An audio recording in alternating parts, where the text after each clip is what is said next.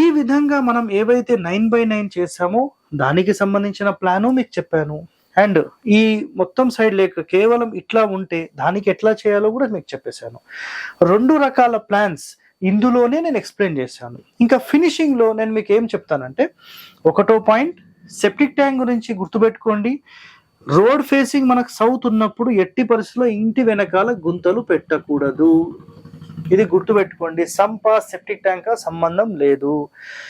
ఇది front facing అయితే మనం బాగుండాలంటే మన బ్యాక్ బోన్ అనేది బాగుండాలి. మన బ్యాక్ బోన్ బాగుండాలంటే గుర్తుపెట్టుకోండి, మన ఇంటి బ్యాక్ సైడే మన బ్యాక్ బోన్. ఈ వెనకాల గనక మీరు గుంతలు తవ్వారు, సంపులు కట్టారు, సెప్టిక్ ట్యాంకులు కట్టారు, 100% మిమ్మల్ని మోసం చేసే వాళ్ళు చాలా మంది తయారవుతారు. కాబట్టి ఎట్టి పరిస్థితుల్లో కూడా ఇంటి వెనకాల గోతులు లేకుండా చూసుకోండి.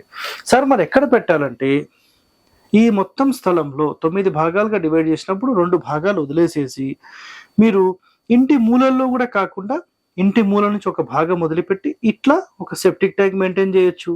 అండ్ సంప్ అయితే ఇక్కడ నుంచి ఇక్కడ వరకు ఎక్కడైనా మీరు తీసుకోవచ్చు సంప్. ఇంకా బోర్ అయితే ఇక్కడ పర్వాలేదు, యాక్సెప్టెడ్, అంత ఇబ్బంది ఏం లేదు. సో ఈ విధంగా దక్షిణం ఫేసింగ్కి సంబంధించిన ప్లాన్ అనేది డిజైన్ చేయాలి.